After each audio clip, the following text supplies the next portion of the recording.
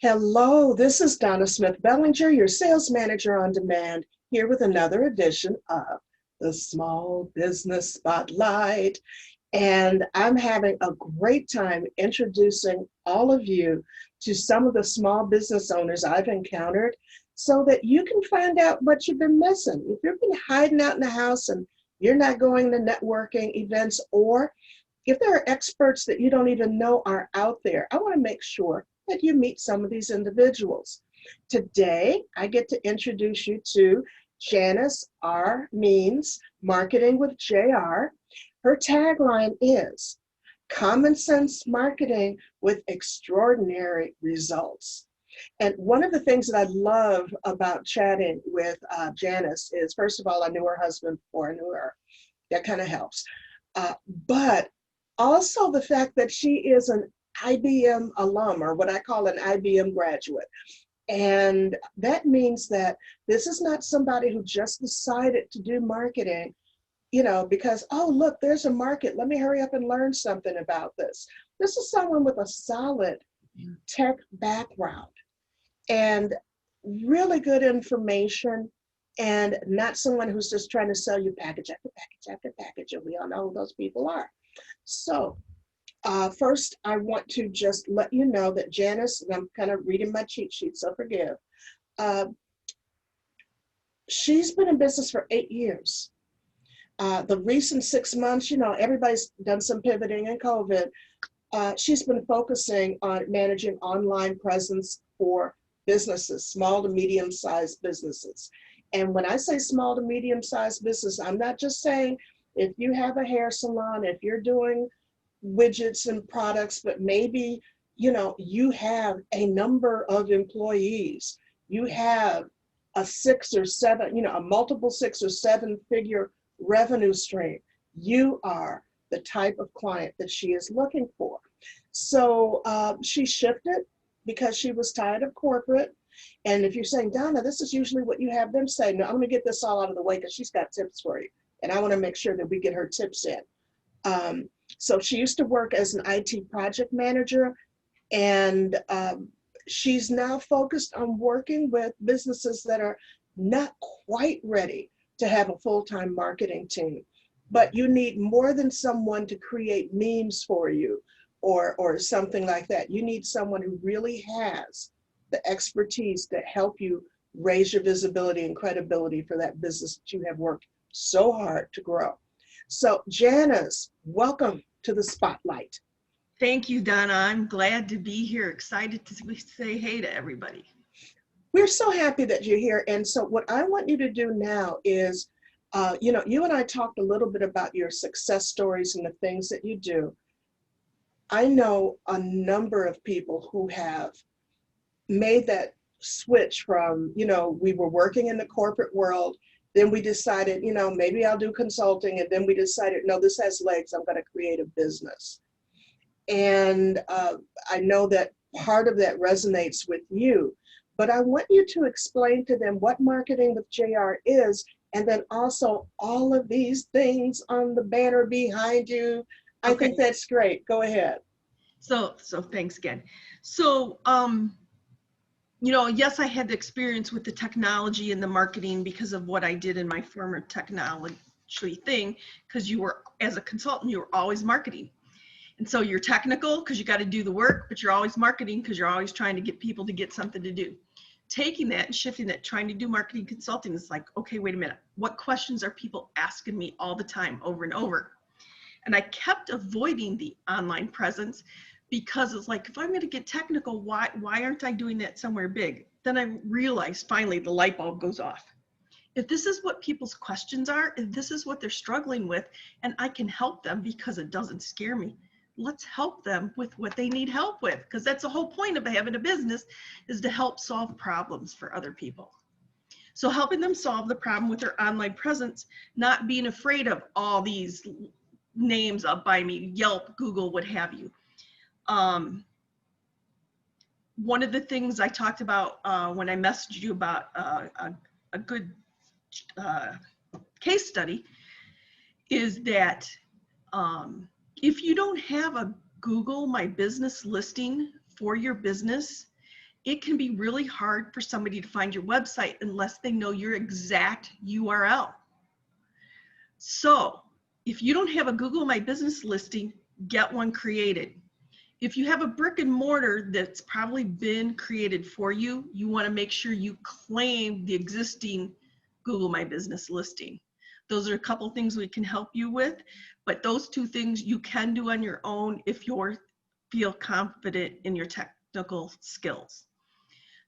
Then comes along Yelp. If you can avoid Yelp, avoid it.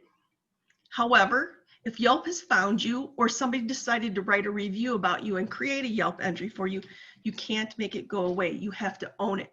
So claim it and update it and use it to your benefit instead of letting it be made to your detriment.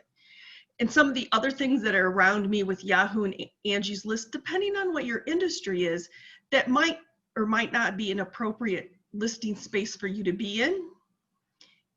If you don't need to be there and you can delete it, sometimes depending on your industry, it might make sense to delete it. An example we were talking about, a Facebook page you made in 2013 and it has 10 posts from 2013 and you never touched it again, make it go away because it's only hurting you, it's not helping you. So talking through those businesses and making sure they have the right things done. And once we have the online presence right, their map pin shows up right, their hours are right, and all those things happen, we help them create a follow-up system with their customers, thanking them for the business and saying, if you had a great time, leave us a review. Because reviews are like friends to people surfing the net. If they see good reviews, they don't care that the person doesn't know you. You wrote a good review, they're like, oh, this friend told me this place was really good, even though you're not really their friend. But they're like friends. Reviews are like friends. So we follow up with that on a monthly basis to get a consistent flow to reviews into your favorite platform. So that's why I have all the icons by me, because I can't judge what platform your customers, your ideal clients go to. Because we know, depending on what business type you are, there's a different niche for those ideal clients. All right, people, if you didn't have your pen and paper out to get all of that information, that's the joy of video. You'll be able to go back there and start saying, well, wait a minute, she was talking about Yelp. Have I even looked at Yelp? I just made a note while you were talking because it's like, no, I haven't looked at Yelp to see if anybody gave me a review because my main platform is LinkedIn. That's the only one I really follow. I have assistants, I have a team, and they handle some of the other social for me, but I'm busy working with, my clients. Now, I'm trying to make sure that I'm covering everything. Ooh, you have a note here about a business having a number of political calls. Why don't you talk about how that kind of jazzed that company up? Okay, so she was getting calls that didn't make sense. And so when I did her online audit, and what I do with the online audit is I pretend I know nothing about the company and I try to find them under their category. And depending on how I find them under the category, I say, here's where you did or didn't find and how we can correct that. But then I also look at them as their business name. How do you, the business name, your personal name, and what have you. I found out she was listed at a chamber as a political candidate. So people were calling her because they were finding her as a political candidate and hitting her up for political campaign kinds of activities. Trying to say, you want to buy signs, can I help you with your campaign marketing? So once she got that corrected and was back to her business goal of personal coaching, her call type shifted. So that makes a really good thing. But she had no idea why she was getting these weird calls, because here at this chamber, she was listed as a political candidate. And you also mentioned another business that would only get positive reviews on a random basis. What did that look like? So basically, they were handling the reviews themselves. So one week when somebody had not enough work to do, they would send out emails to all their past clients and say, hey, we hope you enjoyed our services. Could you give us a review? And so they would get a spattering of reviews in, say, February when their slow time was, and they wouldn't have any reviews for period of time, 6 months, 8 months, whatever, till it got to be slow time in October. And then that person who went, oh, I need to follow up on that. And when you have reviews that cluster and then have a large gap, people experience those as false reviews. They think they're not real reviews because they're like, why are these clustered? Did she send out an email to all her friends to make that happen? So you want to do it on it's better to have 1 or 2 good reviews every month versus 20 good reviews in February and 20 good reviews in October. And I have to admit that there are clients I have to correct on that. And I encourage my clients, every time you complete a project or you deliver on a transaction, to capture that testimonial and request all of that stuff. If you're doing regular business, then you should have regular reviews or recommendations. And you do business with a lot of people and you don't review everybody. Why? Well, you're busy. You've got other things to do. And if you don't ask, you don't get. So remember to keep those requests going. You talked a little bit about things that people fear, online things that people fear. And I know that a frequent lively discussion that I've had with individuals is, I don't like this platform. I don't like that platform. And I said, it's not a matter of your logic, it's where your people show up. Exactly. So talk a little bit about that, Janice. So, you really have to create your reviews in the place where your ideal clients are going to find you. And, I'll use Yelp again as an example. Most people hate Yelp. It's just the way it is. However, if you're a restaurant or a food service company, almost all people who are looking for food and saying, help me find a restaurant near me, look at Yelp reviews. So if you're a restaurant, you have to maintain your Yelp platform area. Now, as a business coach, I'd say, okay, you probably could get away with not focusing on your Yelp reviews, but you want to have it claimed if it exists so that if something does come up there, you can respond to it and make sure your information's consistent. So you don't want to fear it. You want to keep it positive, but play it down. But when you're asking for reviews, you don't send them to Yelp, you send them to LinkedIn, because LinkedIn has a review testimonial system. And so if you want your reviews to end up on LinkedIn, because that's where you want your customers to come from, then you drive them to that when you ask in your follow-up process. You had a great time. We hope everything was great. If you want to share about your experience, please do it in LinkedIn. And here's the place where you start. You send them the link so they start where you want them to be. Now, it's not you, Donna, but other people will think, I want all my reviews to be LinkedIn because it gives you a little higher profile, but all their customers come from Facebook. You got to know where your customers are coming from to know that's where you want to put your reviews. And I have on here Angie's List and Home Advisor. So if you're a home services company, you got to be on the platform that you're having. Now, I know some of those platforms require you to be paid on there. It doesn't mean you have to be on them all.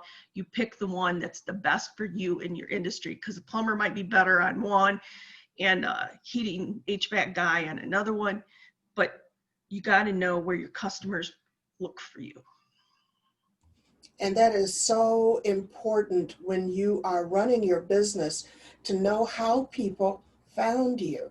And you know what, I got a webinar I can do on that. You just gave me an idea. So I know something else that I'm going to throw in. Now, I want you, when we talked about your target market before we wrap up, I want you to talk just briefly about the ideal client for you, because you said something about processing 30 customers a month and what. And also, I want you to let our listeners know how to contact Marketing with JR. Okay, great. So basically, there needs to be enough customers processing through the month to cover a base system process, because usually I try to do the services on a monthly basis, because if you're not doing it ongoing, there's no help. You turn into that February and October hit and miss, we got reviews and off we go. So I usually tell people you want to complete at least 30 transactions a month, 30 clients a month, with about a $500 ticket value.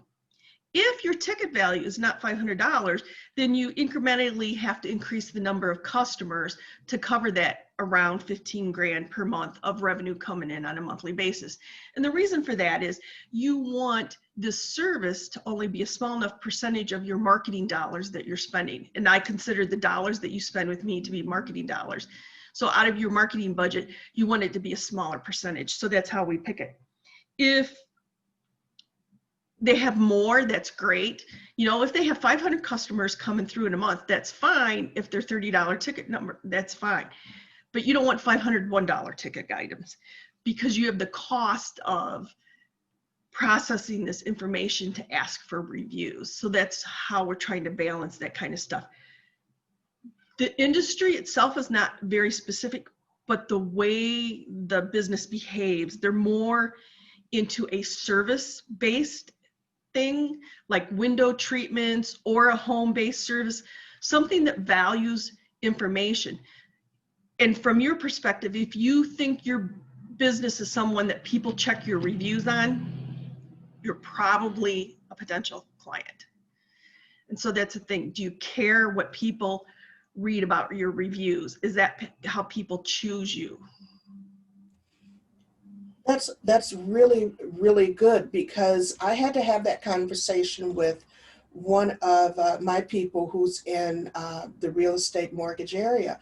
And the conversation was, you spend a lot of time and a lot of hours working with people who are spending very, very little, but they're taking up all of your time. And you're saying essentially that if you're doing over 30 customers, it makes sense to make sure that you're leveraging all of this. Now, you don't need to hire a marketing with JR if you're selling t-shirts or something like that, because the costs will be exorbitant for you.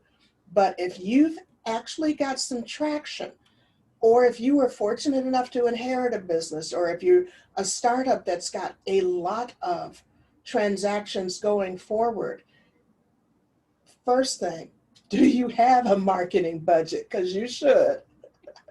Well, Janice is cracking up. But yeah, you know, it's like, no, really, it's not part of your operations budget. It's like, it is marketing dollars separate. And then how are you leveraging that? Because again, having somebody do your marketing is more than having them create the memes and put the posts up. That's not having a marketing expert. So Janice, tell our listeners how they contact you. So there's a couple of ways. Email is easy. It's Janice, Janice, at marketing-with-jr.com. You're wondering why I got the dashes in there. Somebody in Australia has the non-dash version, but they're not doing anything. And I tried to get that URL and it just didn't happen. Or you can call me, 630-318-6151. You, of course, can find me on Facebook by my name, or Marketing with JR does have a business page that you can contact me through there. And I'm on LinkedIn. It's Janice Means. And I'm connected to Donna. So there you go. You would find me through. And there you go. You just, keep following me. And Janice, I want to thank you so much for taking time out of your day. I know that for you, your time is definitely money, and we appreciate you taking the time to have this conversation and share this type of information with people in the small business spotlight. I'm Donna Smith Bellinger. I am your sales manager on demand. Follow me on LinkedIn, Instagram, see my YouTube channel. There are other interviews that are showing up there. My hashtag is ASKDSB, Ask DSB. And until the next episode of Small Business Spotlight, have a great day. Thank you.